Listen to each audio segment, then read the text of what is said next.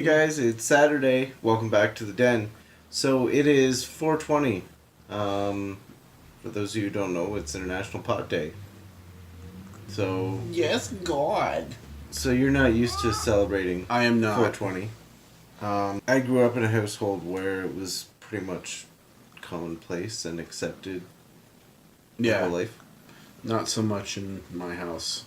Well, it's also politically kind of and socially more acceptable here. Yeah. Well, it's also legal here now. Well, that too. So we've got this streaming package. It's called Crave TV, and it's like the Canadian equivalent of Hulu, I guess. Kind of. Not. It doesn't have Hulu's programs, but No. it's like the same sort of deal. I guess it's HBO and a bunch of other affiliates, and anyway, so they have a section on there, and it's literally 420, and it's like South Park, Bong Appetit, Time Traveling Bong. I think there were some Cheech and Chong movies in there too. Yeah, and Teletubbies, because when you get stoned, you like to watch the Teletubbies. My idea today was to get stoned and watch Kevin Smith movies, but I didn't really do that. Yeah, we wanted to make it to the dispensary the other night and didn't get a chance to, and everything was closed yesterday because it's Good Friday, which is apparently a holiday that things close for here. Everything's closed on Good Friday, basically. Yeah, no, that's not a thing in the States. So, unless it's an actual, Christian organization, nothing is closed.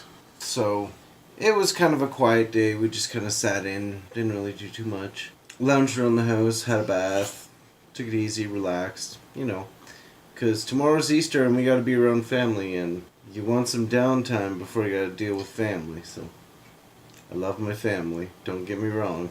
Your idea would be to get stoned and watch Kevin Smith movies. Yeah. Are there any other stoner movies or 420 movies that you've not really ever seen Cheech and Chong? No, it's not. It just was never 420 was not a thing, and then I just didn't really know anybody that smoked. So yeah, I grew up with a Jamaican stepfather, so there was always Bob Marley playing. The first time I ever saw Cheech and Chong, I think I was 8 years old, maybe younger. But it was always more socially acceptable in my family than drinking because, I don't know, stereotypes. Natives, you don't want to be an alcoholic when it's such a cliched stereotype for natives to be. Jamaican stoner. I personally didn't start smoking until I was 21 years old, even though it was always around me. And my brother likes to laugh and joke and say that I used to get secondhand stoned when I was a teenager. They would be in the kitchen blazing up, and I'd be in the living room watching TV, and next thing you know, I'd be grabbing a roll of tape and taping up the doorway to a giant spider web. And they'd be laughing at me, telling me I was stoned, but squelch my creativity and blame it on pot smoke. I think you might have been. A little bit. I don't know what you're talking about. As far as 420 movies, Kevin Smith's definitely up there with my favorites. Yeah. Jay and Silent Bob, Clerks, Dogma. In fact, we have a Buddy Christ statue in Ken's car. Yeah. So, I have a dashboard icon, as you would call it. It's just Buddy Christ, but to the unsuspecting person, I just have Jesus on my dashboard, so Jesus take the wheel. So Cheech and Chong, you've never seen Harold and Kumar? Well, you said you saw I started to watch it, but it's a movie that you really need to be stoned to watch. So yeah, the Christmas one was pretty good. Half Baked, Dave Chappelle. I watched the Chappelle show, but One of my favorite references for weed though was Elka in Hot in Cleveland. Yeah. Because, it's Betty White. The Netflix series Disjointed with Kathy Bates. Really disappointed I was really excited for it. I watched a couple episodes and it was so bad. Yeah. It was I did watch all of Weeds, though. I never saw Weeds. My aunt loved it. She thought it was incredible. It was good. It was good. We'll have to watch it together, so I won't spoil anything for you. But weed was more of a theme than like in your face in every episode. Right. Because it was about a mother who was dealing to try and make extra money on the side, was it not? Yeah. More or less. Yeah. That's how it started out, and then it kind of steamrolled. Yeah. Growing up, there was always, I don't know, would you call it pot-related music? Or like Bob Marley. I mean, Bob Marley You had was... a Jamaican stepfather, so that's not surprising. Yeah. Cypress Hill, Cottonmouth Kings. Sublime, that was about. Yeah. So, like, there's this whole subgenre. Yeah, I mean, I personally never saw, like, even though it's still illegal in most of the U.S., I never saw weed as something bad. Right. It was bad from the standpoint of it wasn't legal to do. The whole reefer madness propaganda. Yeah. Yeah. But I never saw it personally as something so terrible or a gateway drug or some bull crap that Nancy... You're gonna smoke a joint and go and eat a baby? Yeah, some bull crap that Nancy Reagan was trying to tell everybody in the 80s it was a gateway drug, and then we had the DARE program that was also trying to tell us it was a gateway drug. The only thing it's a gateway to is eating off all your kids' snacks or your nephews and nieces' snacks in your cupboards. The first time I got stoned, I seriously probably cleared out half of the pantry. Like, I didn't eat all of it, obviously, but it was just all laid out. Like, a couple hours afterwards when I came back into the kitchen, it was all over the table, and, like, I had eaten little bits of everything, and... Good old mess. Yeah, I never really got the whole munchies thing until the first time I smoked, and then it was... And of the few times that you have smoked, was there anything that was, like, your favorite? Like, my favorite is mixing cereal with ice cream. I mean, it's still milk, it's just sweetened milk. Yeah. But you get that crunchy and the soft and the sweet and the cold, and yeah, it's delicious. Especially like not really. Lucky Charms. Like Taco Bell and Doritos, like pretty standard fare. Mm. First time I smoked, I ate pizza, and... Was it the best goddamn pizza you ever had? No, it was horrible. It was a horrible experience, because the very first time you smoke, everything like slows right down, like really, really slow. You can feel everything slowing down. So, like, taking a bite out of a piece of pizza and chewing it, you feel like you were chewing on that one bite for, like, half an hour. And then when you go to swallow, it gets, like, halfway down your throat and you're, like, panicking, thinking, oh my god, I can't breathe, I can't swallow, I can feel this thing moving down my throat so slowly, oh my god, I'm gonna die. Like, well, that wasn't necessarily the case for me, because the first time I smoked, not to get too far into it, but, like, that I was super, super panicked and stressed out, and the people who were there at the time were like, oh, here, have a couple hits off of this, and I probably smoked like half a joint my first time. And because I was so panicked and stressed out, like, it took me down, so, like, that slowing everything down thing for you helped me. So... it was a little different, and then I went and had all that food, and it was all friggin' delicious. Even the stuff that I found out later was stale. It was delicious at the time. Now, smoking it every day is not the same as recreational smoking. Yeah. Like, and what I mean by that is, like, when you smoke it occasionally, like once a month, once every couple of weeks, something like that.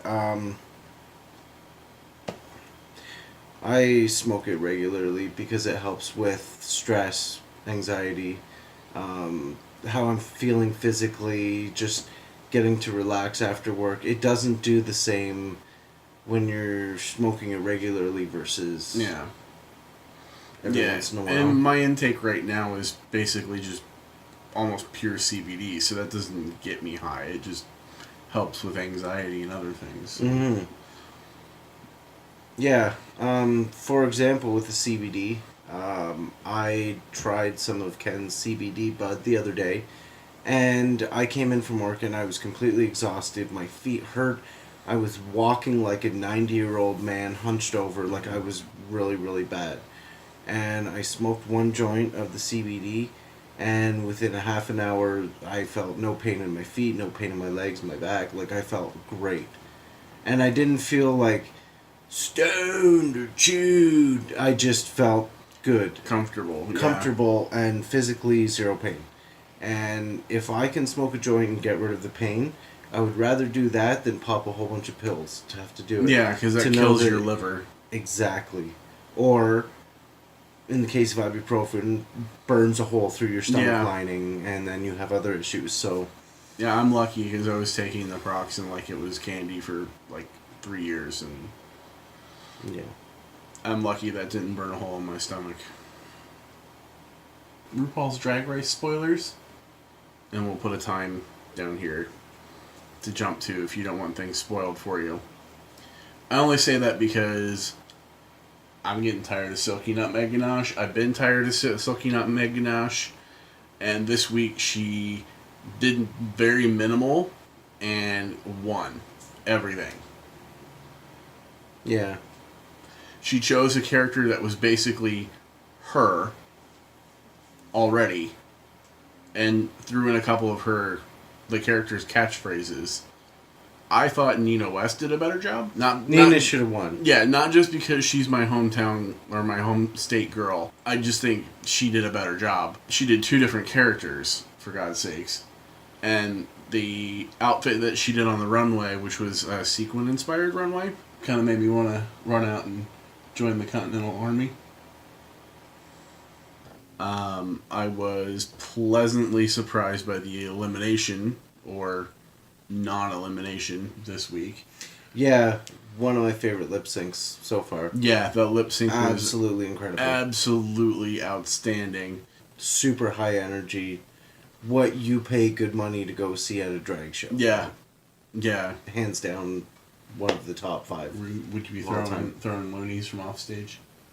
Here, girls, make it hail. Unless you want to get spit at by a drag queen in Canada, you don't ever toss coins at a freaking drag queen in Canada. So what you're saying is it's expensive to go to a drag show here. Uh-huh. Same with the strippers. I can get away with handing drag queen singles in the States. To be fair, though, I'm not cheap enough that I would only give a drag queen $1. I would usually give her like $3 or $4 at a time, like not a toonie slide.